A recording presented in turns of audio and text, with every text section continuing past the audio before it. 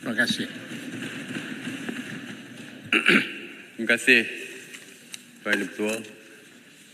Assalamualaikum warahmatullahi wabarakatuh dan salam sejahtera.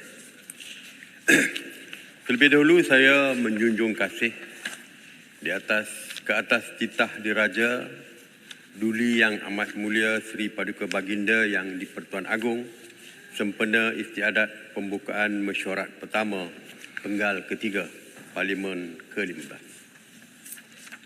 Ampun tuanku beribu-ribu ampun, patik merapat sembah setinggi-tinggi ucapan tahniah kepada Kebawah Duli Yang Maha Mulia Seri Paduka Baginda Yang di-Pertuan Agong Sultan Ibrahim dan Kebawah Duli Yang Maha Mulia Seri Paduka Baginda Raja Permaisuri Agong Raja Zaris Sofia.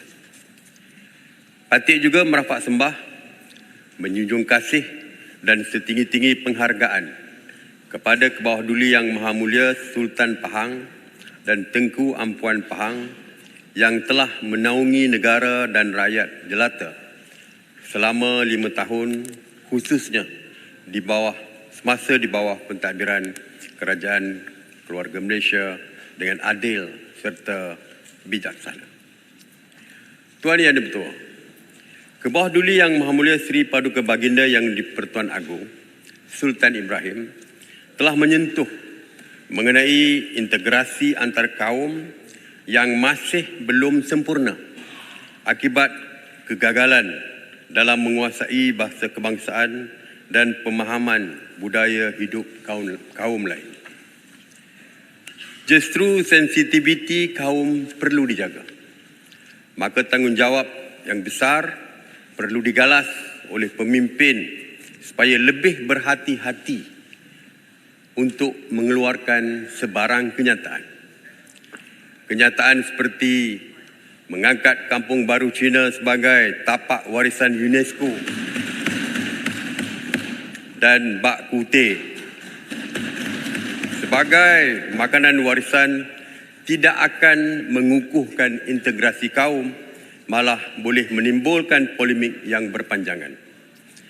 Amat menyedihkan juga, selepas hampir 70 tahun negara mencapai kemerdekaan, masih ramai yang tidak mampu menguasai bahasa Melayu dengan baik dan betul. Kita masih gagal dalam memupuk perpaduan sebagai sebuah negara bangsa yang sebenar-benarnya. Integrasi kaum hanya pada lapisan formal, tidak menjalar sehingga ke akar ubi. Oleh itu saya menjunjung dan menyokong saranan Yang di-Pertuan Agong supaya jurang defisit sosial perlu dirapatkan segera. Tuan Di-Pertua, baru-baru ini Bank Negara Malaysia telah mengumumkan pertumbuhan KDNK sebanyak 3.7% pada tahun 2023.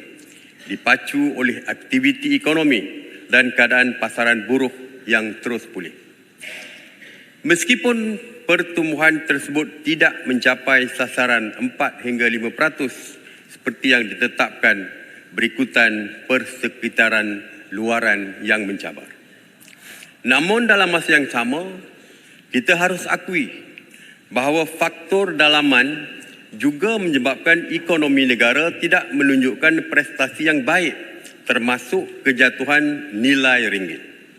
Sebagai contoh, Pusat Kajian Pasaran Buruh Masa Hadapan (EU-ERA) The Future mendedahkan bahawa kadar faedah Amerika Syarikat secara empirikal tidak mempengaruhi pergerakan ringgit di pasaran antarabangsa. Kajian pusat tersebut juga mendapati bahawa tahap daya saing serta kepelbagaian ekonomi, kadar inflasi, pelaburan, harga minyak, pembangunan keuangan, produktiviti, percukaian dan ekspor mempengaruhi kedudukan ringgit.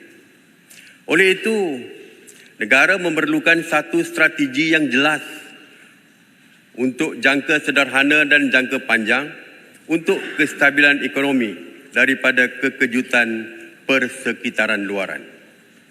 Ini kerana pelabur mahukan situasi di mana mereka boleh menjangka masa hadapan di negara ini.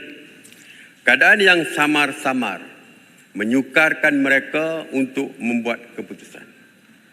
Dalam masa yang sama, dasar percukaian perlu dilihat kembali. Pada tahun ini sahaja, beberapa cukai baru diperkenalkan dan cukai sedia ada dinaikkan sehingga menurunkan kuasa beli rakyat dan seterusnya memberi impak kepada kitaran penjanaan pengganda ekonomi dan pulangan pelaburan.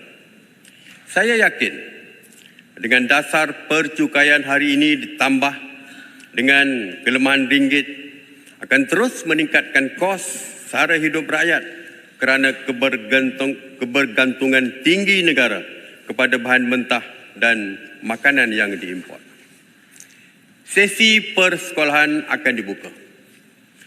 Begitu juga dengan sambutan Ramadan dan perayaan Aidilfitri yang bakal menjelma, pastinya akan memberi impak berganda kepada rakyat. Harga barang dijangka akan melambung tinggi. Hari ini, satu perkara yang pelik berlaku. Beras tempatan hilang dari pasaran, sedangkan negara mengeluarkan sebanyak 62% makanan ruji ini, tidak sampai 30% diimport. Pastinya, ia melibatkan kartel yang mengawal pasaran beras tempatan. Ia dipahamkan, banyak beras-beras tempatan hanya ditukar kampitnya kepada beras import. Mereka membuat keuntungan yang tinggi seperti ini. Yang kedua, beras tempatan dicampur dengan beras import dan dijual sebagai beras import. Jadi kartel seperti ini mesti dihapuskan dengan segera. Seperti mana yang dilakukan oleh kerajaan keluarga Malaysia sewaktu mengekang kartel ayam.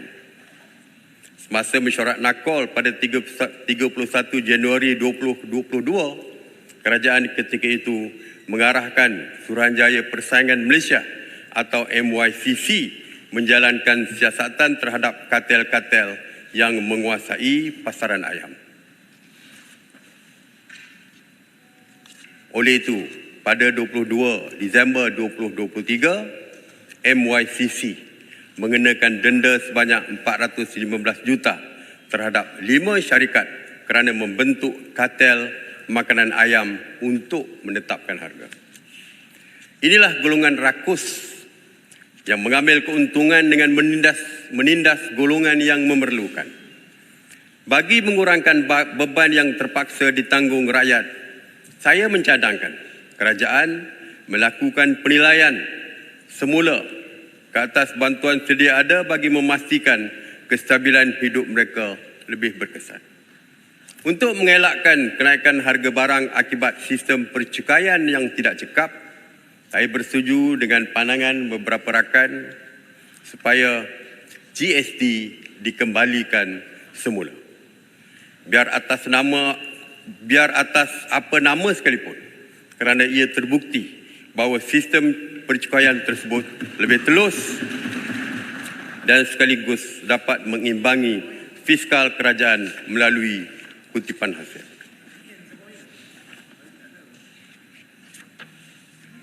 Tuan Yang Ketua, negara sudah melalui beberapa krisis ekonomi yang mencabar seperti krisis kewangan 1998.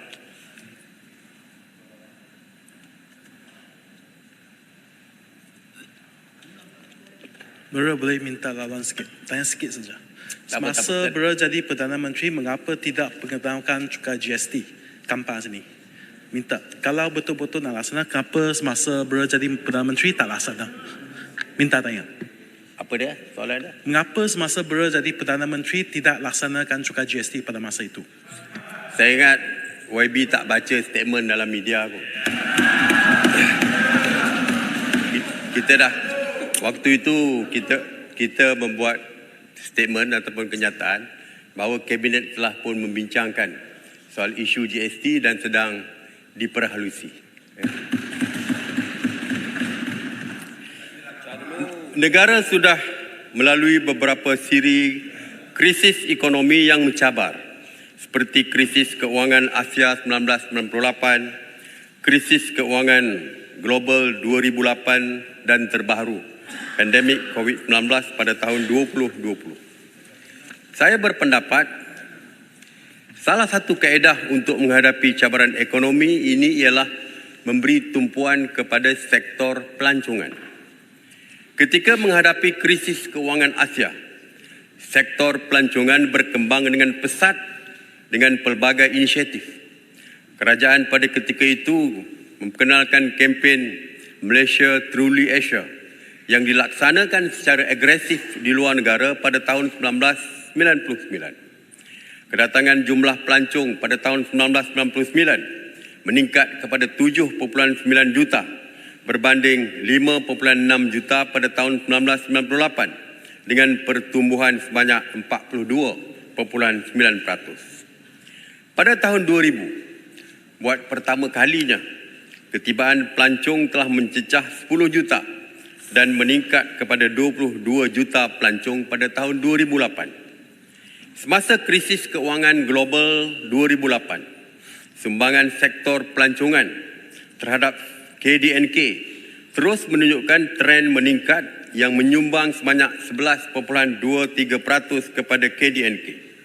Momentum ini berkekalan pada tahun-tahun berikutnya sehingga sebelum pandemik COVID-19 melanda.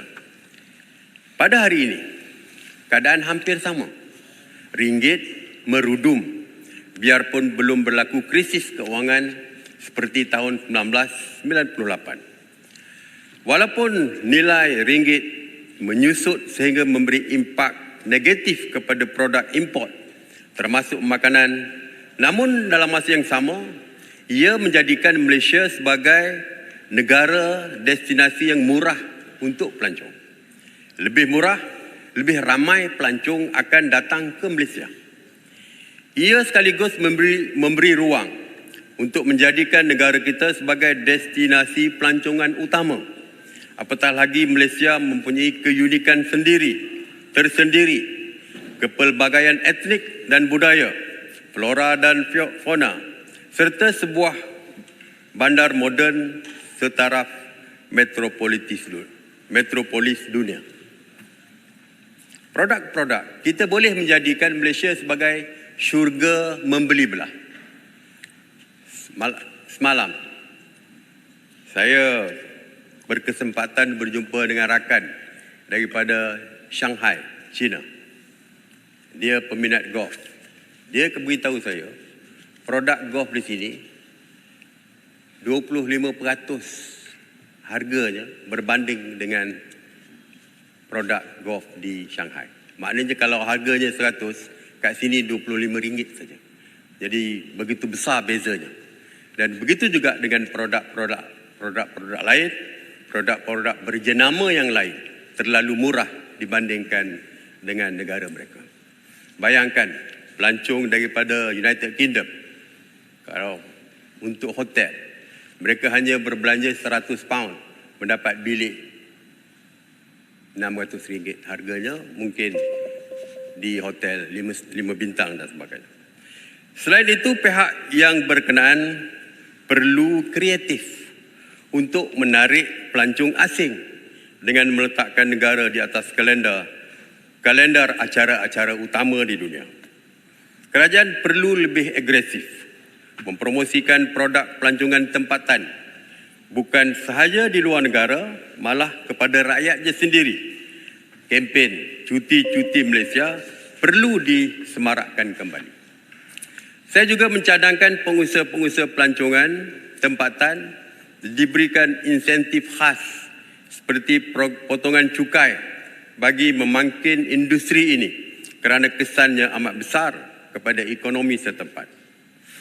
Suka untuk saya nyatakan bahawa sektor pelancongan tidak boleh lagi menjadi sekadar penyelamat ketika krisis, tetapi sektor ini perlu menjadi pembangkit peralihan kepada ekonomi berorientasikan perkhidmatan, dan ini memerlukan kepada strategi khusus bagi pembaharuan dan kemampanan sektor ini.